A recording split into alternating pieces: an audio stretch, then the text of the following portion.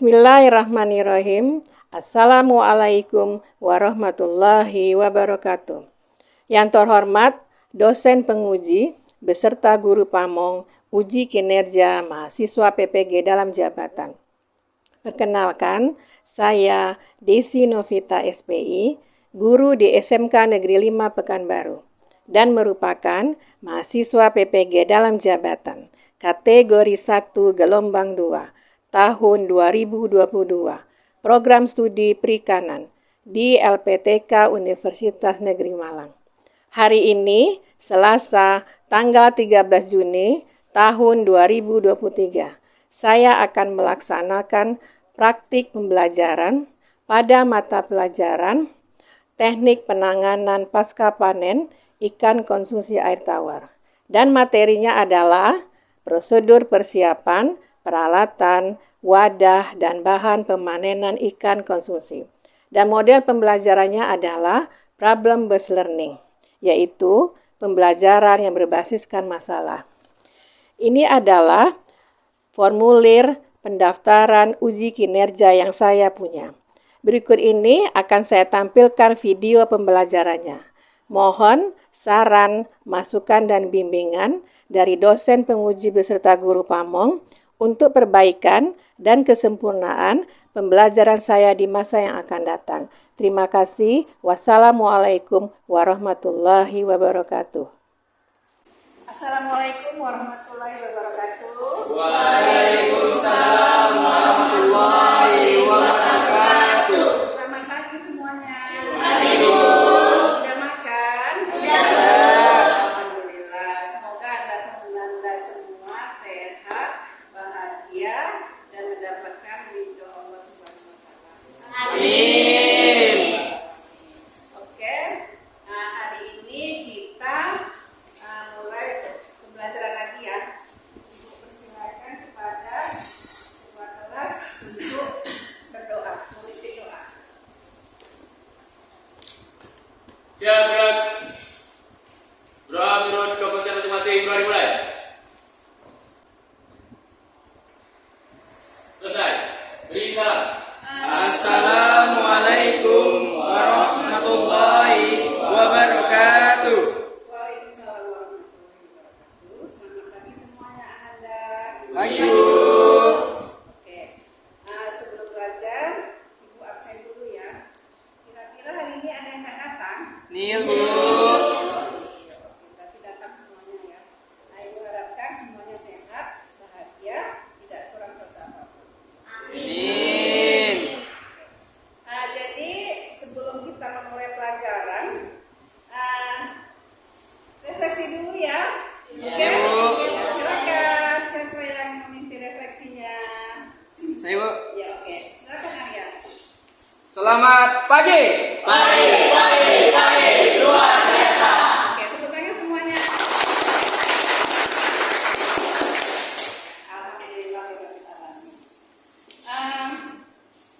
Hari ini sebelum masuk pelajarannya, kira-kira kemarin ada enggak yang ingat kita tuh belajar apa? Silakan, Tasya. Kemarin kita mempelajari memahami pengertian dari panen ikan. Jadi, panen merupakan kegiatan yang dilakukan setelah masa pemeliharaan ikan selesai dan ikan sudah mencapai ukuran pasar. Oke. Berikan apa untuk Tasya? Ibu harapkan tidak hanya satu saja ingat ya, yang lain juga ingat. Ya, jadi pembelajaran yang itu kan pengertian panen ya, dan dijelaskan oleh teman Tasya. Itu ada hubungannya dengan yang hari ini karena kelanjutannya. Kalau kemarin itu lebih ke memahami pengertian panen. Ya, panen di sini khususnya panen ikan. Nah, sekarang kita masuk mata pelajarannya. Mata pelajarannya adalah teknik penanganan pasca panen untuk jenis ikan air tawar. Ya, apa saja jenis ikan air tawar? Ada yang tahu yang dimaksud golongan jenis ikan air tawar? Silakan. Apa? Lele. Ikan patin. Patin. Silakan. Dari siapa? Gabus. Gabus. Ya, Mujair. Mujair. Oke nih. ikan nila. Paus masuk mana? Laut. Nah, jadi paus itu kan bukan golongan ikan konsumsi ya. Nah, jadi ini golongan ikan konsumsi air tawar yang sering ada di khususnya daerah kita Pekanbaru ya, kayak nila, patin, ikan mas, lele, apalagi selais, dan lain-lain teman-temannya sekaligus. Oke? Sedangkan materinya adalah prosedur dalam persiapan peralatan, wadah dan bahan untuk pemanenan ikan. Nah, itu materinya ya. Selanjutnya, nah, kompetensi dasar, berarti kemampuan dasar yang kalian harus kuasai. Golongan pengetahuannya 3.2 itu pengetahuan, artinya kemampuan dalam teori. Ananda harus menerapkan prosedur penyiapan peralatan, wadah dan bahan untuk pemanenan ikan. Ya, kemudian untuk keterampilannya 4.2 melakukan persiapan peralatan, wadah dan bahan untuk pemanenan ikan. Nah, lanjut slide ketiga. Tujuan pembelajaran. Nah, tujuan pembelajaran ini berdasarkan kompetensi dasar tadi yang sudah Ibu tampilkan di layar. Dan silakan si Satria. Tolong apa saja tujuan pembelajarannya dan apa?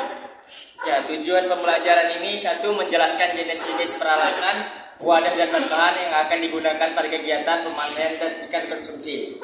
Yang kedua, menguraikan prosedur yang baik dalam persiapkan alat dan bahan-bahan untuk memanen ikan konsumsi.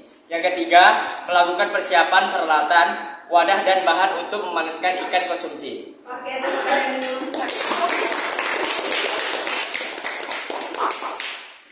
Nah, itu tujuan pembelajaran. Jadi dari tujuan pembelajaran itulah menjelaskan peralatan, wadah dengan bahan. Kemudian yang kedua, menguraikan prosedur persiapan. Yang ketiga baru melakukan persiapan. Nah, untuk yang hari ini kita mungkin yang nomor 1, nomor 2 ya, yang melakukan persiapan mungkin untuk kami, karena itu kita biasanya praktek. Oke. Lanjut. Nah, ini. Ibu kasih definisi. Nah, kasih definisinya. Nah, penanganan pasca panen adalah ya, pasca panen itu berarti kan udah panen ya. Pasca. Nah, berarti ikannya itu sudah siap untuk kita panen. Nah, jadi bagaimana penanganannya pada saat dia udah mau dipanen? Apa saja yang harus dilakukan? Penanganan pasca panen adalah penanganan ikan setelah diambil dari media hidupnya. Media hidupnya diambil.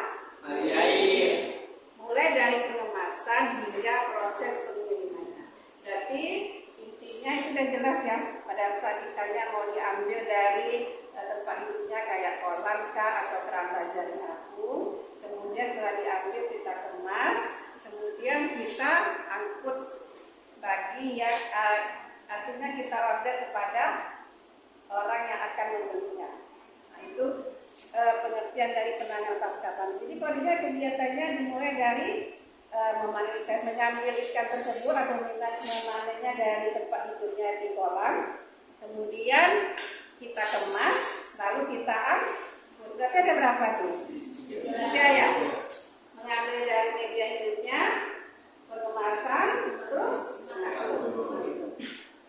Lanjut, kira-kira sampai di sini paham nggak? Alhamdulillah. Tepuk tangan untuk kita semua. Amin. Ibu lagi diberikan gambar-gambar bagaimana proses pemanenan. Tuh, yang ini apa nih? Tahu nggak? Ini apa kegiatannya?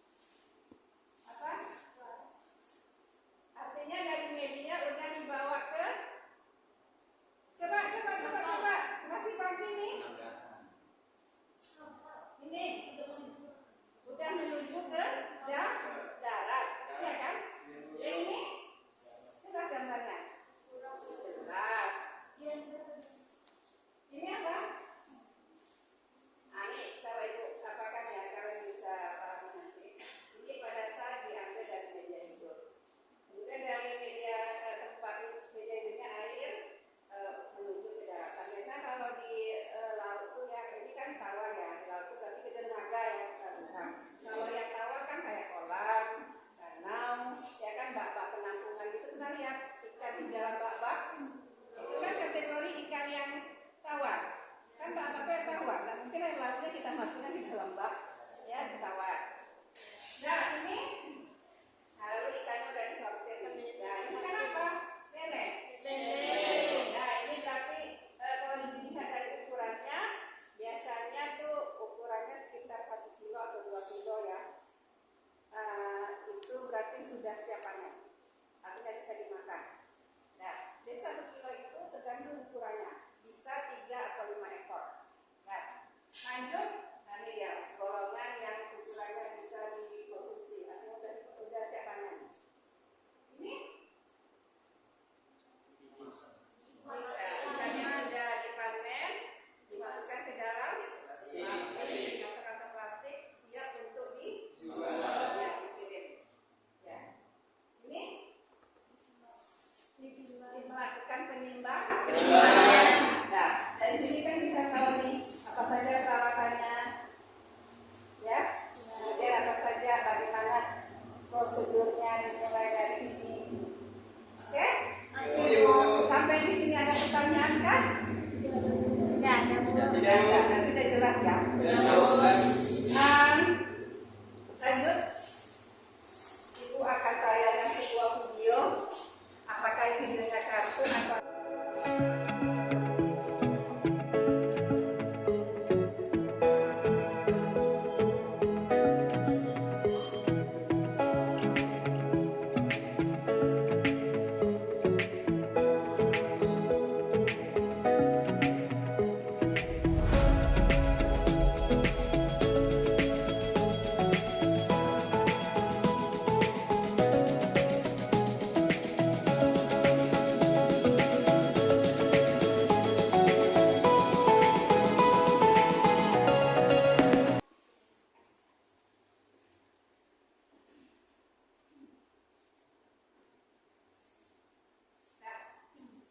kira-kira dari tayangan video tadi Ibu harapkan menyegarkan mata, menyegarkan hati, kemudian agak rileks sedikit ya dengan nonton video. Nah, apa pendapat kalian mengenai video yang ditayangkan? Oke, silakan Asam. Jadi setelah yang saya analisis dari video tadi itu, di situ kan tadi ikannya banyak ya Bu. Cuman tempat peternakannya tuh berbalik-balik sama volume dari ikan ya. Jadi takutnya nanti perkembangan dari si ikan tuh terhambat Bu. Wah, itu ya. Saya, Bu. Itu permasalahannya ya. Masalahnya tapi terlambat pertumbuhan. Ada lagi? Itu aja. Nah, pertanyaan lagi kenapa? Jadi di video tadi ada ikan yang bagus kualitasnya, ada yang enggak. Ada yang mati tadi, ada yang lengser ya. Jadi tadi dijelaskan sama temanmu itu merupakan masalah yang menyebabkan kualitas atau mutu dari ikan tersebut turun, ya, karena kolonnya terlalu padat, ya. Dan kira-kira dengan permasalahan seperti itu, apa jalan keluar atau solusi yang bisa kalian tampilkan? Lihat tayangan tadi. Nah, silakan Istri. Solusi yang pertama, ikan yang sudah panen pemeliharaannya dipindahkan ke kolam yang lebih besar atau luas. Dan yang kedua, petani ikan menebar bibit ikan tidak terlalu banyak atau menyesuaikan kapasitas kolamnya. Oke. Ya, setuju ya? Nah, tepuk tangan dulu. Nah, ya. Nah, jadi Ibu harapkan dengan tayangan video ini itu mendatangkan manfaat buat kalian. Jadi nanti siapa tahu ada yang jadi petani ikan ya, pengusaha ikan bukan petani. Jadi bisa tahu oh ternyata kalau misalnya kolamnya kecil tapi jumlah terlalu padat itu kurang bagus. Misalnya kolamnya besar harusnya jumlahnya sedikit ya, supaya nanti pertumbuhannya menjadi lebih baik.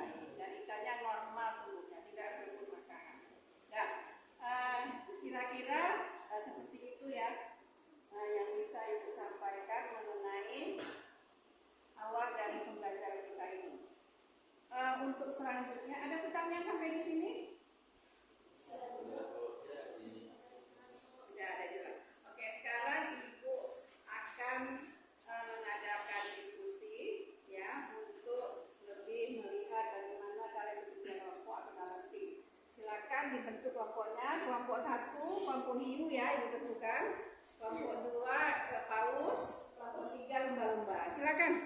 Namaikan ya, kelompok hiu, kelompok paus, kelompok lumba-lumba. Udah. Nah, ini Ibu berikan lembar kerjanya untuk satu kelompok. Ya, silakan nanti ditulis-tulis.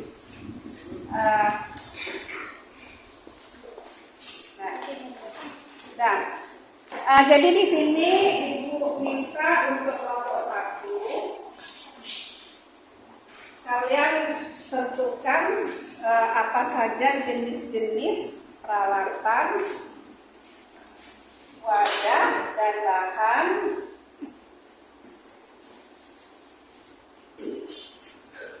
dalam pemanenan ikan konsumsi. Untuk kelompok ini ya, menentukan jenis-jenis peralatan, wadah dan bahan dalam pemanenan ikan konsumsi. Apa saja peralatannya, wadahnya, ya silakan dijelaskan beserta fungsinya ya. Baik, Bu. Kemudian kelompok paus.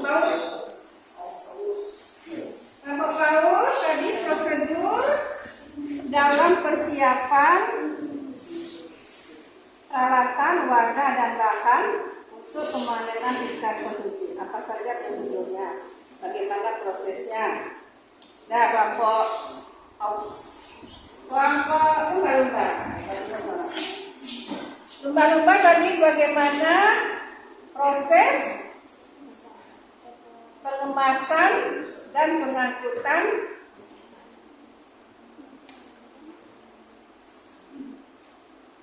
ikan setelah pemanenan. Ada. Ibu ada kirimkan materi dalam bentuk link di grup WA kelas. Silakan kalian akses dengan menggunakan HP. Kalian baca, kalian catat, kemudian kerjakan tugasnya di kelompok berdasarkan materi yang diberikan. Oke? Oke, Bu. Kasih waktunya sekitar 10 menit ya atau 15 menit. Silakan dikerjakan. Silakan ditulis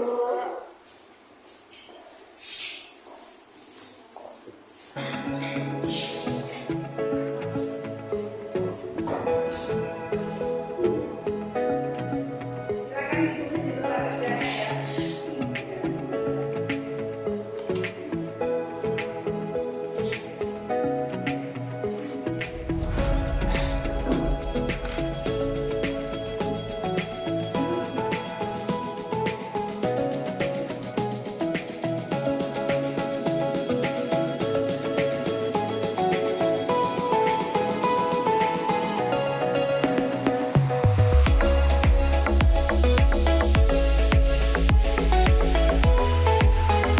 Kelompoknya silakan.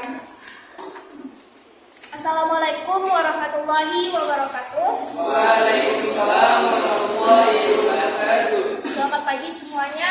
Baik, saya Dina Fatimisa dari perwakilan kelompok hiu akan membacakan hasil kerja kami, yaitu tentang jenis-jenis wadah dan bahan dalam panen ikan.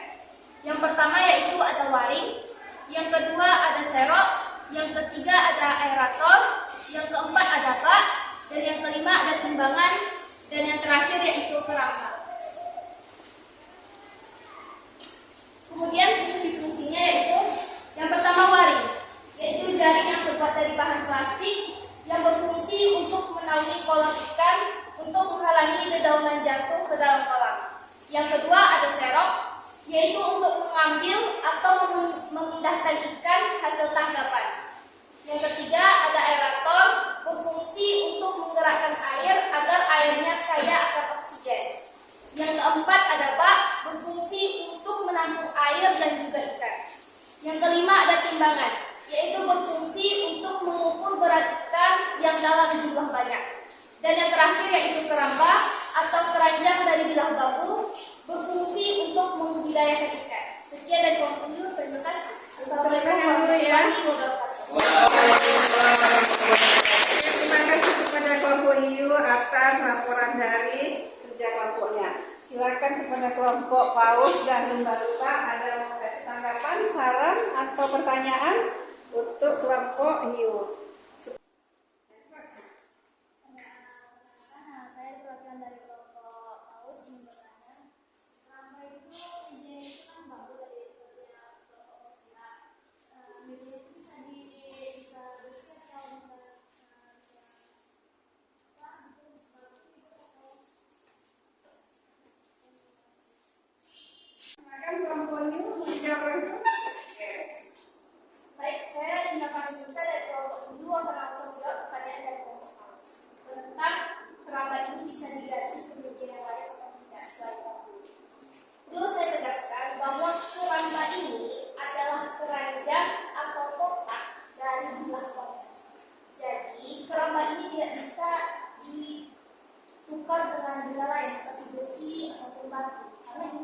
bambu.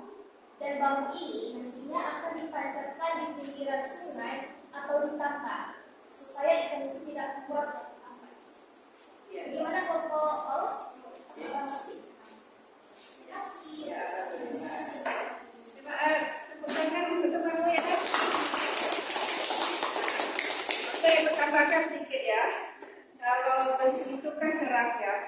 Jadi kalau misalnya ikannya kalau di berenang-berenang terbentur keras bisa lecet ya kan. Kalau bambu kan tidak begitu keras. Jadi aman ya untuk wadahnya. Ya, peralatannya aman. Biasanya memang dari wadah yang tidak terlalu keras ya. Jadi tidak menggunakan logam atau besi supaya ikannya aman tidak lecet. Oke? Nah, silakan Paus ya. Silakan Paus. Assalamualaikum warahmatullahi wabarakatuh. Perkenalkan, saya Satria Dwi Putra. Di sini saya mewakilkan kelompok Paus. Di sini saya akan menjelaskan prosedur dalam persiapan bahan dan alat. Yang pertama, peralatan yang harus disiapkan mencakup peralatan untuk menangkap ikan, menampung sementara dan menyimbangkan ikan. Yang kedua, cara pemanenan ikan dan alat yang digunakan adalah tambang atau bambu. Yang ketiga, penangkapan yang kasar dapat menyebabkan kerusakan fisik yang akan mengganggu kesehatan dan penampilan ikan. Yang terakhir, yang keempat, pemanenan umumnya dilakukan apabila ukuran ikan sudah mencapai 3 atau 5 ekor per kilogramnya. Itu saja yang saya dapat sampaikan. Apabila ada salah, mohon dimaafkan. Wassalamualaikum warahmatullahi wabarakatuh.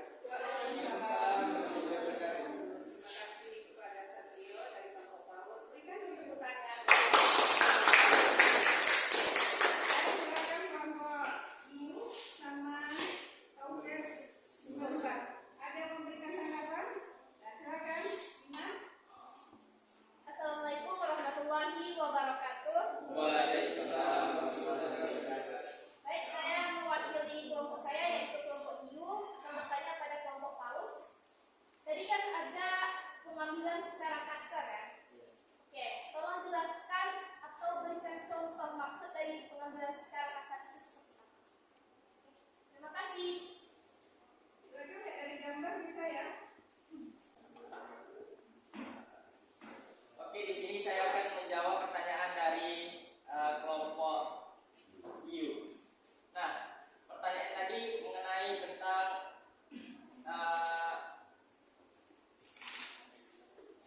penangkapan ikan secara paksa. Itu contohnya kayak dia menangkap ikan dengan cara ngebom gitu kan. Jadi ikan-ikan tersebut mati sehingga terluka-luka dan bisa merusak terumbu karang. Yang kedua itu dengan bukan harimau, itu bisa menyebabkan ikan terluka. Itu saja yang saya dapat sampaikan ya, kelompok Hiu. Apabila ada kesalahan, mohon dimaafkan.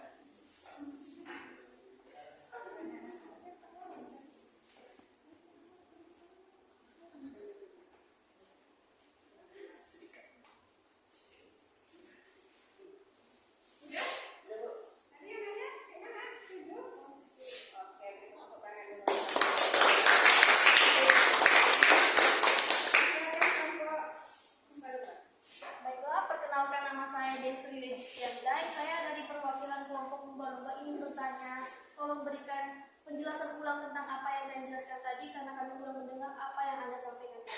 Terima kasih. Baik, di sini saya akan menjelaskan kembali tentang presentasi yang kami buat. Dalam pertama itu peralatan yang harus disiapkan untuk mencakup atau pengambilan ikan. Yang kedua, cara pemanenan ikan dengan cara yang baik. Yang ketiga, penangkapan yang kasar itu dapat menyebabkan ikan terluka. Contohnya tadi yang saya sebutkan cara pengeboman atau dengan bukan harimau. Yang terakhir, pemanen umumnya dilakukan dengan ukuran ikan dengan ukuran 3 atau 5 ekor per kilogramnya, itu sudah bisa dipanen. Itu saja yang saya dapat sampaikan. Assalamualaikum warahmatullahi wabarakatuh. Waalaikumsalam warahmatullahi wabarakatuh. Ada lagi yang menanggapi ada? Dan terima kasih kepada kelompok Paus ya yang memberikan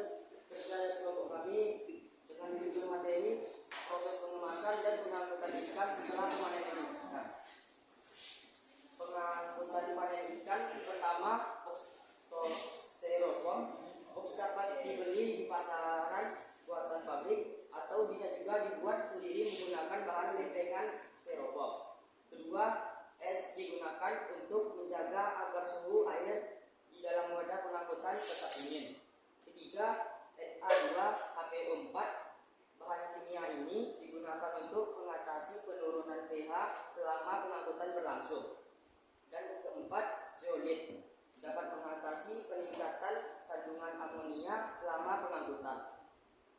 Pengemasan tertutup dilakukan dengan cara sebagai berikut.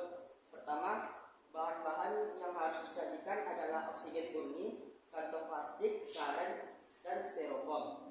Kedua, 2 buah kantong plastik dijadikan satu kantung. 3, air dimasukkan ke dalam kantung plastik. Dan keempat, bahan-bahan lain seperti Na2HPO4 dimasukkan bila mana perlu. Itu saja materi dari kelompok lumba-lumba. Apa ada yang ingin bertanya? Atau sudah jelaskah yang disampaikan oleh Rizky? Kelompok apa nih ya? Lumba-lumba itu. Assalamualaikum warahmatullahi wabarakatuh. Waalaikumsalam warahmatullahi wabarakatuh. Saya perwakilan dari kelompok paus ingin bertanya kepada kelompok berubah, apakah penggunaan bahan kimia tidak berbahaya pada dikonsumsi?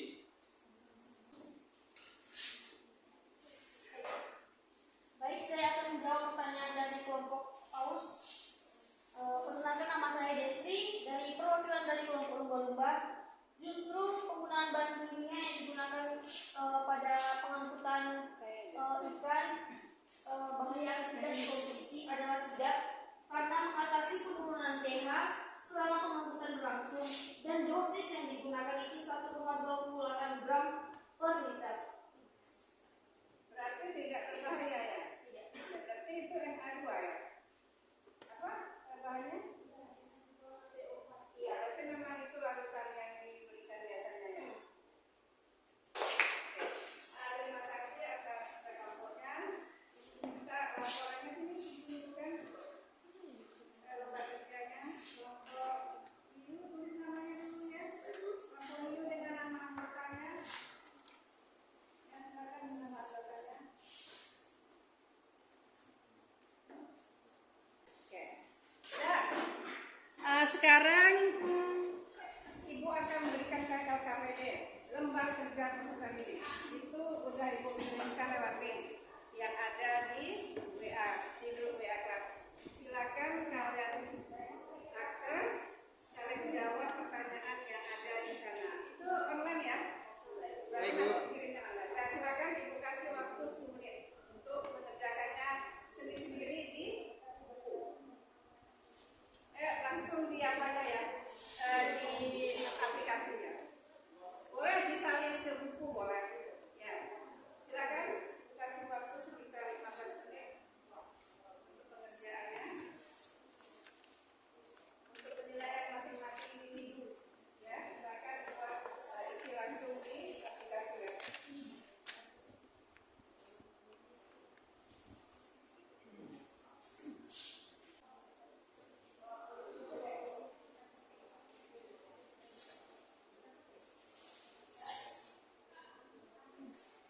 Bisa kalian akses lagi ya, dari link. Oke, kira-kira tadi sudah dijelaskan jenis-jenis peloarkan, wadah, dan lahan untuk mereka ada beberapa. Lalu bagaimana teknik prosedurnya, teknik atau proses dari persiapannya tadi sudah dijelaskan juga kelompok paus. Kemudian pada saat setelah panen diadakan pengemasan dan juga pengangkutan sudah dijelaskan. Kira-kira ada nggak yang bisa menyimpulkan pembelajaran hari ini? Saya Bu, silakan. Desi. Desi ya. Perkenalkan, nama saya Desi dari kelompok lumba-lumba akan menyimpulkan tentang budidaya ikan konsumsi. Ikan konsumsi bisa didapatkan selama proses budidaya. Jenis ikan yang dikonsumsi adalah ikan air laut dan ikan air tawar. Hal-hal ini diperlukan diperhatikan dalam memelihara ikan adalah wadah pemilihan benih, persediaan benih, dan pola pemberian pakan. Oke, silakan untuk ya. Satu orang lagi, silakan, Mr. Asyam. Kenalkan, nama saya Maulana. Kesimpulan dari materi kali ini adalah prosedur dalam persiapan peralatan, wadah dan bahan sangat berpengaruh untuk kualitas ikan tersebut. Apa? Ada lagi? Jadi, Itu aja. Ada lagi tambahan? Sudah jelas? Arya? Ada lagi? Menambahkan? Ada. Kelompok paus? Lalu, oke. Nah, Ibu simpulkan sedikit ya. Jadi dalam materi penanganan pasca panen ini ada 3 kegiatan yang kita lakukan. Pertama, pada saat mengambil dari media hidupnya. Kemudian pada saat kita yang kedua, setelah mengambil dari media hidup, apa lagi? Dilakukan pemanenan. Kemudian dilakukan pengemasan, lakukan pengangkutan. Nah, itu adalah jenis-jenis kegiatan yang dilakukan pada saat pasca panen ya. Dalam hal ini kita harus hati-hati ya, supaya ikannya tidak lecet. Kemudian itu pada saat pemanenan. Kemudian bagi yang masih dalam proses budidaya, sangat diperlukan untuk memasukkan benih ikan jangan terlalu banyak atau kepadatannya dikurangi tergantung dari ukuran kolam atau media hidupnya. Apakah menggunakan keran baja sapu atau menggunakan media hidupnya kolam, atau bisa juga dalam babak ya. Kita akan masuk ke prakteknya ya. Kita akan melakukan persiapan pemanenan ikan, peralatannya, bahan wadahnya. Jadi kita langsung tunjukkan nih alatnya. Ya, yang mana timbangan ya, yang mana kemasan, yang mana styrofoam. Ada pertanyaan? Tidak ada, oke. Masih pagi ya? Nah, silakan ke kelas ditutup pembelajarannya dengan silakan dipimpin soalnya. Siap, gerak. Berangkat ke pertanyaan masing-masing. Dua dimulai.